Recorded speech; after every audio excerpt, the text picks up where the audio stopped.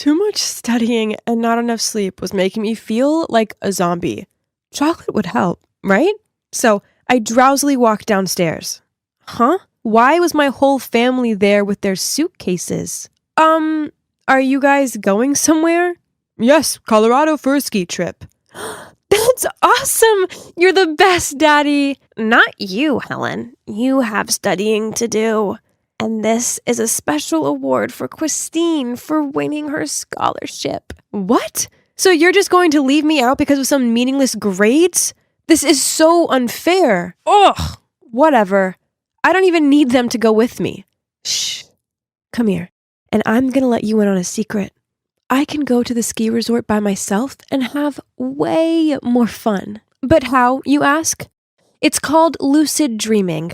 I first heard about it through the biggest buzz movie, Inception, and realized that I've had experienced the same things before. Since then, I've become an expert at this. So before I go to bed, I just have to write a script saying where I want to go, with whom, what I want to do, and 3, 2, 1. I'm asleep and living my best life. In fact, I could say that those beautiful self-designed dreams are like meditation to me. Because, to be honest, my real life is tedious. No matter how hard I tried, I was no match for my younger half-sister, Christine. In my dad and grandma's eyes, a child of a doctor in physics, as well as a grandchild of a history professor, should automatically be a walking encyclopedia or something. But unfortunately, I didn't excel at the academic side of life. Ugh. They treat Christine like this precious gemstone and me like some boring old rock. Every week usually entails her getting excellent grades or winning some reward, then all of my family lavishing her with gifts and praise, while I'm treated like an outsider in my own family. Ugh! Just thinking about it makes me want to scream. So, they want me to stay home and concentrate on tomorrow's test, huh? Nah, you wish. So instead, I grabbed my pen and started writing tonight's awesome dream script. Let's see. That's right. The obnoxious Roger dared to heartlessly throw the candy I gave him in the trash, even though he'd been flirting with me. What a jerk. I will definitely retaliate against him tonight. Lying in bed, I closed my eyes and repeated this sentence. I'm going to kick him out of my life. And you won't believe it.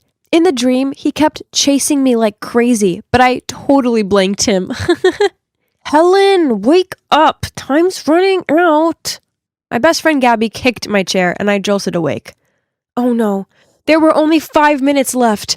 I frantically ticked on the paper and hurriedly submitted it to the monitor. Hey, did you not get any sleep or something? Well, I stayed up late writing the script for my dream. It was worth it as I got payback on Roger. What if you get a bad grade? Never mind. I'll be fine when I come home tonight with an A+ dream. But things turned out not to be as simple as I thought. That afternoon when I arrived home, I was about to sneak up to my bedroom to write my next amazing script when someone grabbed my bag strap and pulled me back. It was Grandma and Dad, and both of them seemed to be mad. How long are you going to live like this? Education is important to this family, yet you don't seem to care. Do you realize this week alone your teacher has contacted me 3 times? But Dad, I really don't like those boring subjects. I only like no more drawing or writing your silly stories. You need to focus on your studies, else you'll end up a useless person like... She suddenly stopped, which made me curious. Like who? But neither she nor my dad said anything. They just quietly walked away, leaving me alone. Honestly, I never wanted to disappoint them that much. So this time I was going to try my best to not let them down. Dad! Grandma! Look! I got a B+ in my math test. No one cared what I said. My stepmom cuddled Christine and looked at her with sparkling eyes. My wonderful daughter. I know the top student award is just a piece of cake to you, unlike someone else. Then she turned to me and tutted, Helen, please, you're making a show of yourself. That's embarrassing. My face fell, and I forced back tears. But I tried so hard to get this grade.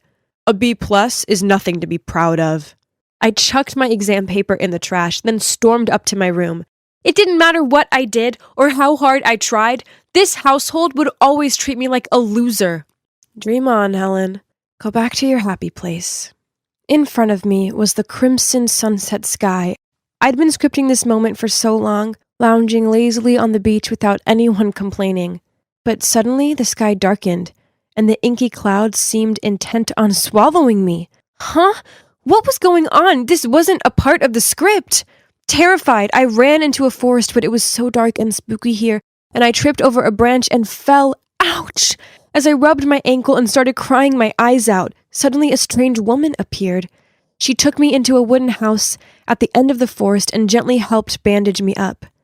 This woman, well, she didn't scare me at all. Instead, I felt warm around her. Curious, I tried to take a closer look at her face, but then I suddenly woke up and realized tears were rolling down my cheeks. What a strange dream. I immediately drew all the things I'd seen, that forest, that house, but strangely, I couldn't remember that woman's face.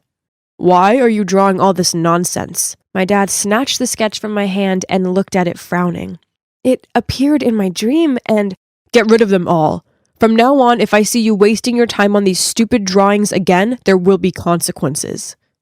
This was too much. I couldn't live without drawing. It was the only thing keeping me sane. I had to get out of here, live my way. Forget them and their stupid standards. I would create my own world. I planted myself in Gabby's room, and this is where I've been for almost a week. Luckily, Gabby's parents are totally chill with me staying. As for my family, they haven't messaged me once. And yes, dreams do go on. But now I dreaded going to sleep as my lucid dreams were still all messed up. Sometimes beautiful, sometimes bad. And for the most part, it did not turn out the way I wanted it to anymore. Until one day, that creepy forest appeared again. No matter how much I screamed to wake myself up, I still couldn't get out of that nightmare. Panicked, I kept running and running in the hope of finding a safe place till I saw that woman. And once again, she reached out her hand to help me. This time, I wouldn't miss my chance. I looked carefully at her face, remembering every detail, and as soon as I woke up, I drew her. Wow, I didn't know you watched this kind of show. Gabby giggled. What show? Look, she's a celebrity. She hosts some TV show that my mom watches sometimes. So, that woman is a real person? If so, I have to find her. I didn't really know what was going on, only that there was something tying me to this woman and I needed to figure this out.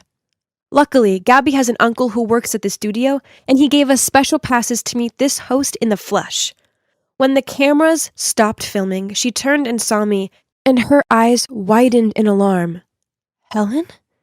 Helen, is it really you? Then she rushed over and hugged me. Huh? What did she just say? We didn't know each other, and the weird thing is, this hug didn't feel strange at all. Instead, I felt the same warmth as when she'd taken care of me in my dream. As she loosened her embrace on me and gave me this beaming smile, I said, and you are? Darling, it's me, your mother. That's when I realized something. Of course, she was my mom. Look, we had the same eyes.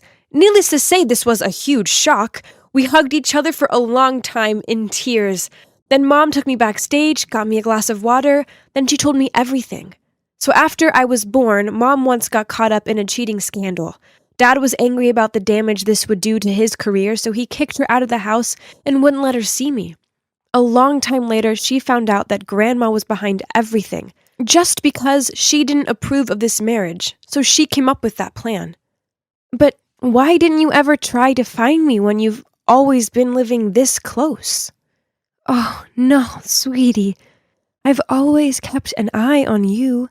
One time, years ago, I saw you playing in the park. You had your hair in pigtails and... I tried to approach you, but your dad threatened me. He is a very powerful man who's actually capable of destroying my life. And I didn't think it was fair to drag you through all of that. But things have changed now. I'll never leave you alone, ever again. I strolled into the house like normal, and everyone stopped what they were doing and glared at me with disgust. Oh, you're back. If you're not prepared to study properly, then don't bother staying. I took a deep breath, then said, You can't treat me like this anymore. I try my best, and it's not fair that you punish me for just being me. So I'm leaving, and I'm never coming back. Where will you go? That's when Mom walked in. Oh God, you should have seen the looks on their faces. Grandma actually looked like she'd swallowed a swarm of wasps. I stood by and let you manipulate and control me. Well, no more. I'm taking my daughter, and we're going to have the life we both deserve. Then, ignoring their angry words, she grabbed my arm and led me out of there. So that's the moment when I left home and moved in with my mom. Now I draw as much as I want. In fact, Mom's letting me create a mural on the living room wall. It's going to be epic when it's finished. Oh, and about the lucid dreams, I don't write scripts anymore. Instead, I realize that I'm better off focusing on my reality and making myself the best version of myself I can be.